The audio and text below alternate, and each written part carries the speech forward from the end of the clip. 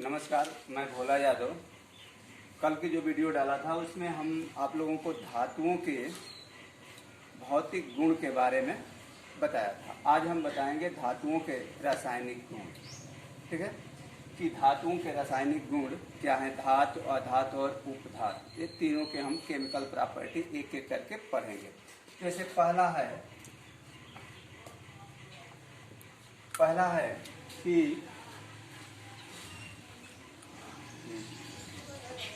कि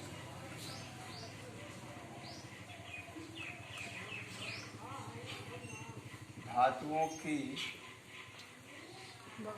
वायु के साथ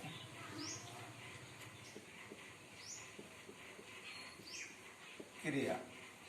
ठीक ना। इसके पहला जो रासायनिक गुण है वह है धातुओं के साथ वायु, हवा के साथ क्रिया करके धातुएं क्या बनाती हैं, कैसे बनाती हैं, इसका अध्ययन करेंगे। जैसे बच्चे हैं धातु। जब धातु जो है जब वायु से यानी हवा से जब क्रिया करती हैं तो ये बनता है धातु ऑक्साइड प्लस हाइड्रोजन बनाते हैं। ठीक ना। जैसे कि हम धातुओं के बारे में बता रहे हैं, कितनी धातुएं कैसे क्रिया करते हैं। देखिए आप पढ़ेंगे lithium, beryllium, sodium, magnesium, aluminium, potassium, calcium, copper, iron. तो आप जानते हैं कि lithium, beryllium, sodium, magnesium, aluminium, potassium, calcium, copper, iron, zinc, silver और सोना। वायु का मतलब हो गया कि ऑक्सीजन। ठीक है। तरीका पिछले वीडियो में बता चुके हैं, फिर भी हम बताएंगे कि कैसे होगा। बच्चे देखिए कर रहे हैं। हम जानते हैं कि इसकी बैलेंस लिखना जरूरी होती है। इस पर 1 धनायन होता है, इस पर 2 ऋणायन होता है। तो इसके बैलेंस यानी इसके ऋणायन को इस पर लिखेंगे और इसके धनायन को इस पर लिखेंगे। तो ऑक्सीजन पर कितना है 2, तो यहाँ क्या लिखेंगे 2। लेकिन लिथियम पर कितना है 1, तो 1 ऑक्सीजन के पास लिखें या न लिखें उसके मान में कोई परिवर्तन नहीं होता है। उसके मान में कोई परिवर्तन नहीं होता है, इसलिए यहाँ हम एक नहीं लिखेंगे और ये बनेगा Li2O, यानी पढ़ेंगे हम लिथियम ऑक्साइड। दूसरा है बेरिलियम ऑक्सीजन के साथ जब क्रिया करता है तो इस पे दो धनायन होता है, इस पे 2 ऋणायन होते हैं। तो 2 और 2 का जो अनुपात होता है वह 1:1 का हो जाएगा। तो यह रिएक्शन जब बनेगा तो ये बनेगा BeO, यानी बेरियम ऑक्साइड। तीसरा है सोडियम, यहाँ फिर 2 ऋण, यहाँ 1, ये बनेगा 1 मिनट, यहाँ 2 लिखा, सोडियम ऑक्साइड। उसी तरह से मैग्नीशियम पे भी 2 धनायन होता है, यहाँ 2 ऋणायन होता है, तो अनुपात 1 का हो जाएगा, यानी ये बनेगा MgO, मैग्नीशियम ऑक्साइड। एल्युमिनियम पर 3 धनायन होता है, इस पे 2, तो इसके बैलेंसी 2 को यहाँ लिखेंगे और इसके 3 को यहाँ। ये बैलेंसी हम आप मिटा रहे हैं, दिखने में प्रॉब्लम होती होगी, तो ये लिखेंगे Al2O3, ये बन गया एल्युमिनियम ऑक्साइड। क्या बना एल्युमिनियम ऑक्साइड। फिर इसके बाद से पोटेशियम, पोटेशियम पे 1 धनायन, इस पे 2, तो यहाँ हो जाएगा 2 और ये बनेगा पोटेशियम K2O। कैल्शियम पे 2 धनायन, इस पे 2 ऋणायन, अनुपात 1:1 का होगा, ये हो जाएगा कैल्शियम ऑक्साइड।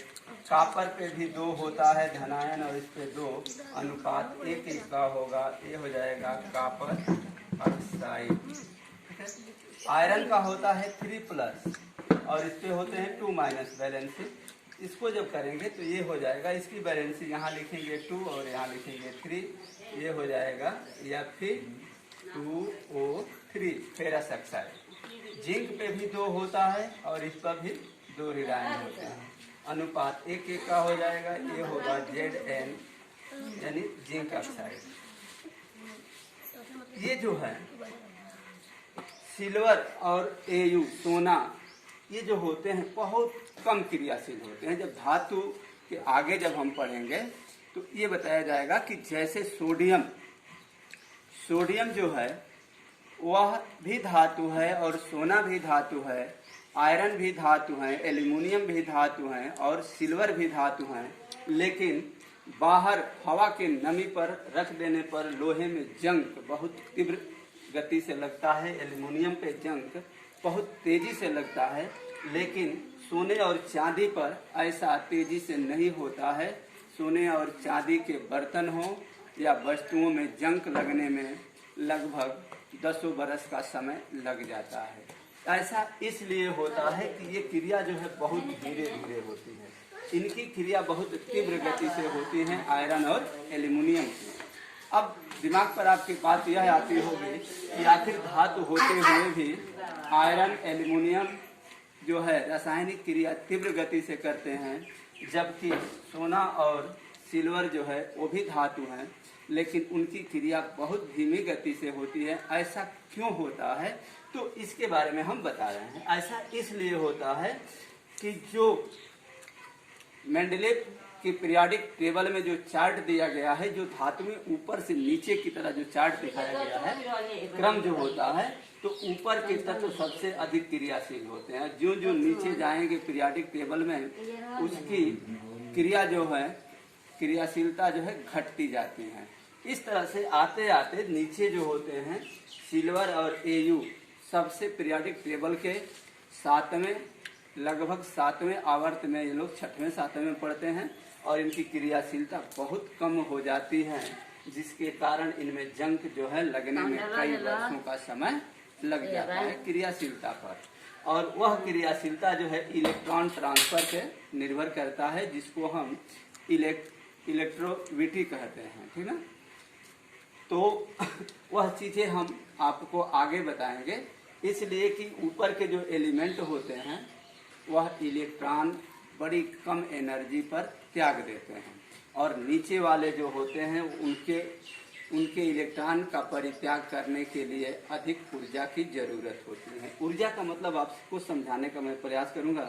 जैसे एक सूखी हुई लकड़ी हो और उसे हमें तोड़ने पर बहुत कम बल लगाने पर वह 2 खंडों में टूट जाती है ना, लेकिन उसी 3-4 लकड़ी एक साथ मोड़ करके और उसको अगर हम तोड़ना चाहें तो नहीं टूटेगी। हमारी शक्ति से एवं अधिक शक्ति उस लकड़ी में हो जाता है और नहीं टूटता है।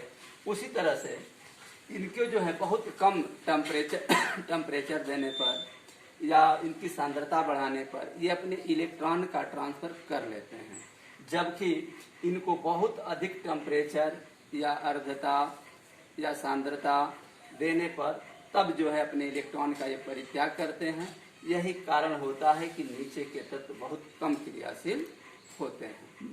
तो ये था हमारा धातुओं के रासायनिक गुण के पहला गुण, ठीक है ना, कि धातुओं की वायु के साथ क्रिया। देखिए बच्चे, एग्जाम में आपके क्वेश्चन इसे कई तरह से, हाई स्कूल में तो कम बेस बने, इंटर में ज्यादा बनता है। अब इसको ऐसे पूछ सकता है कि क्या होगा, यहाँ तो दे दिया कि क्या होगा जब धातुएं वायु के साथ क्रिया करते हैं, तो आप सामान्य भाषा में लिख सकते हैं कि धातुएं वायु के साथ क्रिया करके धातु ऑक्साइड बना लेती हैं।